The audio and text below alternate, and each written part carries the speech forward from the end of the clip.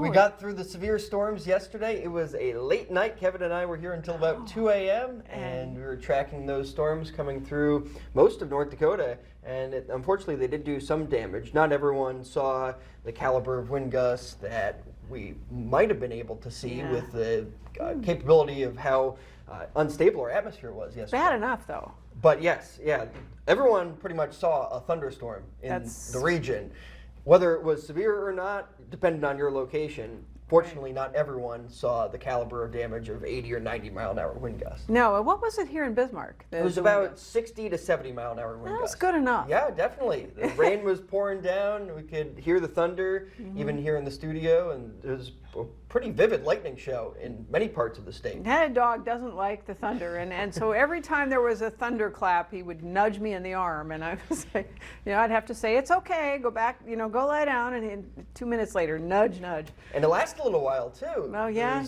Oh, yes, I know. Some thunder even beyond that initial push of wind. You guys did a masterful job. Well, thank you. We appreciate it. Yeah, now Kevin's, of course, taking some much-deserved time off. Absolutely. So tell us what happened. So here's a recap of where the severe thunderstorm and tornado warnings were. Because there were a couple of tornado warnings in northern and eastern North Dakota. There's no confirmations of tornadoes to this point, but the Weather Service is still assessing some damage in the Grand Forks area, especially for a possible tornado. Many areas across eastern Montana and the state of North Dakota were under at least that severe thunderstorm warning, which is for winds of at least 60 miles per hour, and those severe storms did result in damage. This was from that initial line in northeast Montana that then tracked into northwest and north central North Dakota, all those icons indicating where hail and damaging winds were. And then the second line was primarily damaging winds from southeast Montana into southern and then eastern North Dakota, and that's the one that swept through around and after midnight, even into the early morning hours today in the Red River Valley. So I put together a list of the damage reports throughout the region. South Bismarck, there was a 5-inch diameter cottonwood tree that was snapped at the base. West of Minot, the wind knocked over a large tree onto a camper that was at the Rough Rider RV park, and that camper was totaled. South of Bottineau, wind knocked over some power poles. In Lampert, Montana, wind and hail broke some windows. Hansborough in Towner County, hail caused significant crop damage in near mature wheat and soybeans. It's very unfortunate, of course. And in Corinth, which is in Divide County, hail caused crop damage as well. That was about quarter size there.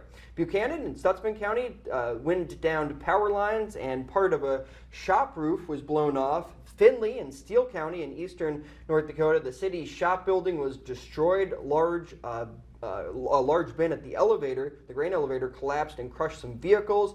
In Thompson, the grain elevator was damaged. Enderlin, Castleton, Fargo, many other towns in eastern North Dakota had tree damage. At the Grand Forks Air Force Base, there was damage to trees. Trailers were flipped, and that's where the possible tornado touchdown. The Weather Service will be assessing that. And then in Buxton, again, eastern North Dakota, along I-29, the wind blew over a semi. And again, these winds were ferocious in some areas, like at Grand Forks Air Force Base, 91 mile per hour wind gust observed.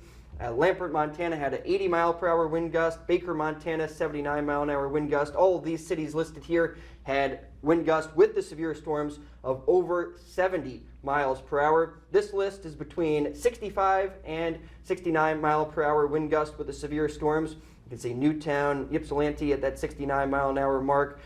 Areas like New England, Ray, and Moffett had 66 mile per hour wind gust. Bismarck, that report was along Divide Avenue from a personal weather station. At the airport, 62 mile an hour peak wind gust was observed, and it was quite a coincidence here. Minot Airport, Bismarck Airport, and Dickinson Airport all recorded 62 mile an hour wind gust as the severe storms came through. It did some damage in some of these towns. You can still see those wind gusts over 60 miles an hour in all of these towns listed here.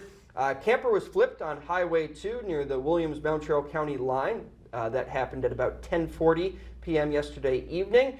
And then there was that hail that, again, did some crop damage. It was especially large in the Powers Lake area, golf ball-sized hail. Fortunately, the storms formed into more linear structures, and that limited the large hail threat as we went later in the evening. So we didn't get up to that baseball-sized hail that these storms could have produced if they were more discrete or individual early on in the evening. Nonetheless, you don't want to see hail of this size like was captured in the Lignite-Flaxton area and captured on video as well at about 8 o'clock yesterday evening. And then the hail and flooding in Powers Lake. I know there was power out in Powers Lake for a brief period of time.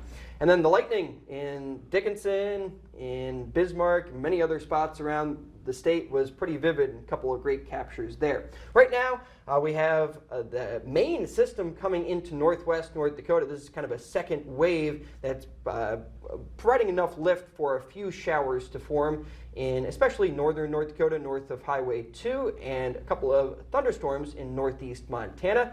Not really expecting severe weather as we go into the rest of this afternoon and evening. Maybe an isolated storm around and north of Williston that could produce some hail or damaging winds, but the threat for this evening is much, much lower. We're not going to see severe storms on as widespread of a basis, certainly as last night. The threat shifting a little bit more towards Minnesota for later on this evening. I mean, everybody can use a break. We do need a break, and it looks to be an extended break from severe storms over the next week, and I'll get into that in a few minutes. All righty.